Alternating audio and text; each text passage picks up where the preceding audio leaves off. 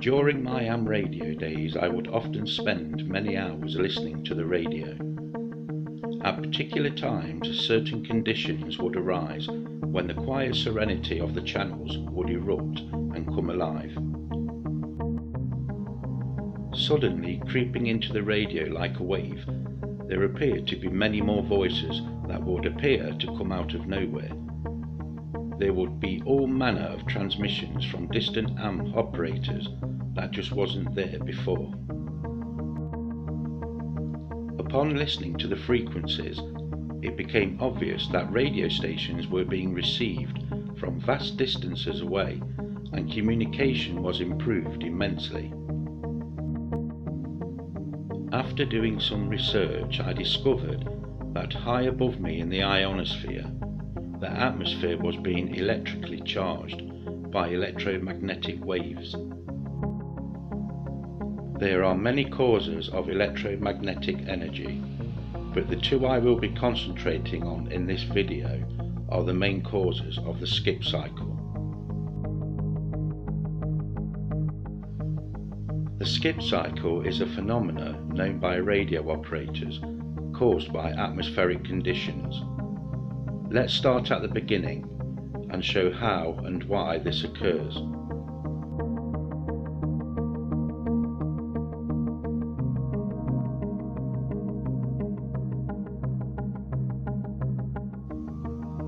Every time we turn on our spirit boxes, you will notice that sometimes the sweep often sounds different.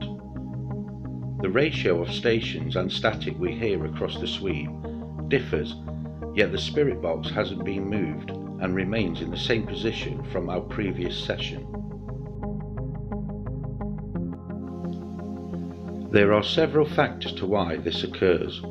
The first explanation is down to environmental changes, due to the shifting of the line of convergence, the optimal point at which a radio receives its best reception, which I have explained in a previous video. Also, significant changes in man-made localized transmissions, such as the amount of power given off by substations and high output transmitters, such as communication towers and broadcast masts, which create dampening fields that cause lack of signal to the radio.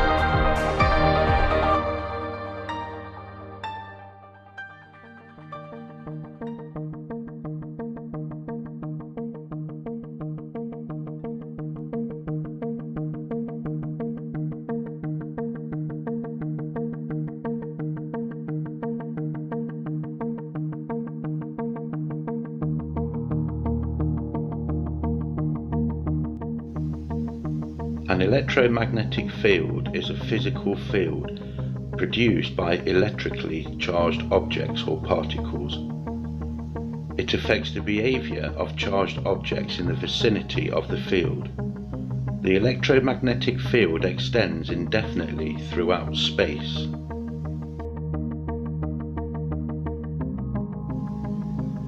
Electromagnetic radiation is a form of energy that is all around us and takes many forms, such as radio waves.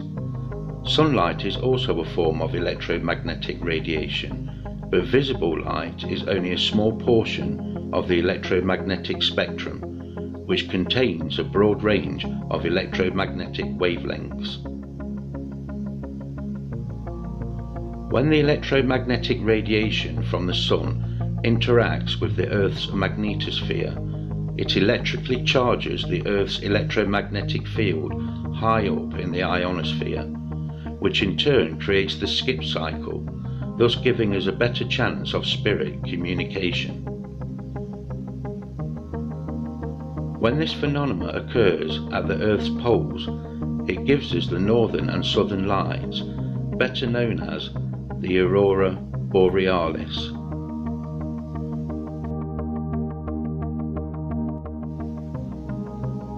During my research, I have discovered there is a correlation between the aurora borealis and the skip cycle. I have been documenting times and dates from the Space Weather Administration, NOAA, the National Oceanic Atmospheric Administration, and have discovered when the aurora is in peak flow, the cycle runs higher and longer on the spirit box, although this is still sporadic at times.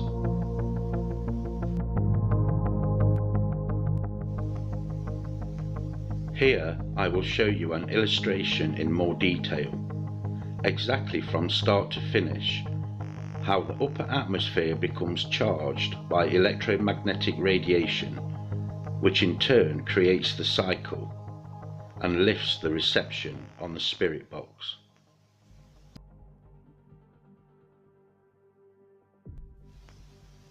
This is where the cycle starts on the Sun, a star of average size amongst millions of luminaries. The Sun acts like a gigantic power plant. The energy is created deep inside the core of the star.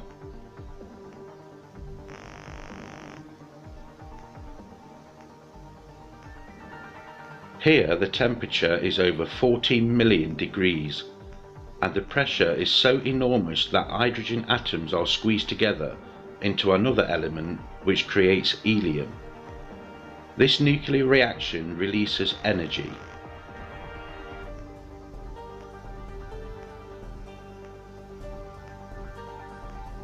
The light radiates out from the Sun.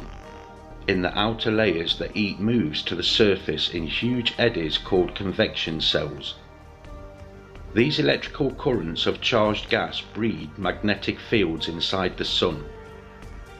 In some places, strong magnetic fields push their way up through the surface. They slow down the eddies of hot gas. The surface cools and darker sunspots appear. This is called plasma. The plasma drags the magnetic field further outwards. The magnetic fields stretch and twist like a rubber band. Then the rubber band snaps and breaks.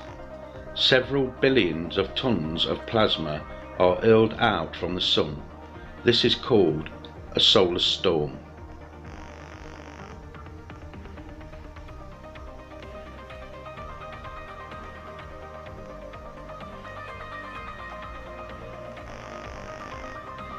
The solar storm can reach speeds of over 8 million kilometers per hour. After 6 hours, it blows past the planet Mercury.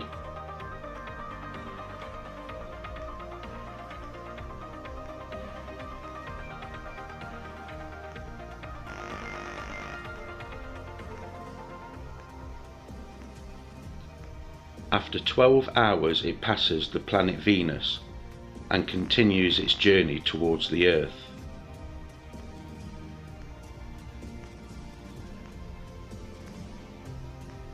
After 18 hours, the solar storm reaches Earth. When the solar storm reaches our planet, something strange happens. An invisible shield, the Earth's magnetic field, deflects the storm. The magnetic fields couple together.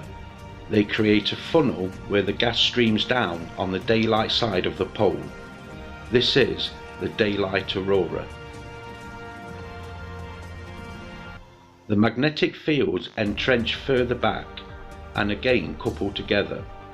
The magnetic rubber band breaks and gas from the solar storm streams along the magnetic lines towards the poles on the night side. This is the nighttime aurora. The upper ionosphere is charged in waves of electrical energy, creating the skip cycle. The weakened plasma particles swathe and contort the atmosphere, interfering with the radio signals, altering their lengths and stretching out the transmissions, and in doing so carry them over great distances to be received on transistor radios, but most importantly our spirit boxes, giving us the cycle.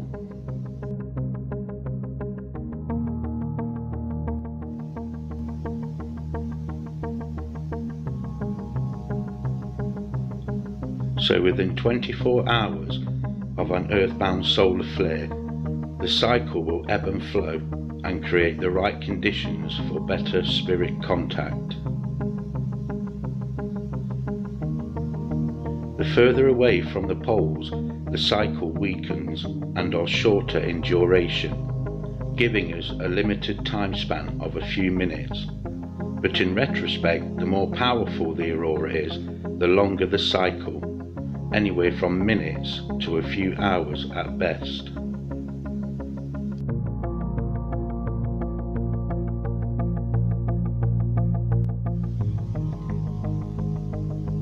As in my ham radio days, I have come to realise that many years later, when using the spirit box, the reasons for good communication are one and the same. I have researched both the times and dates of the solar cycle and auroras and used NOAA as a reference to correlate the timing of the cycle on the spirit box. Having this point of reference and being able to premeditate an estimated time when the cycle will run high may give us time to plan our next sessions and lead us all to have better spirit contact.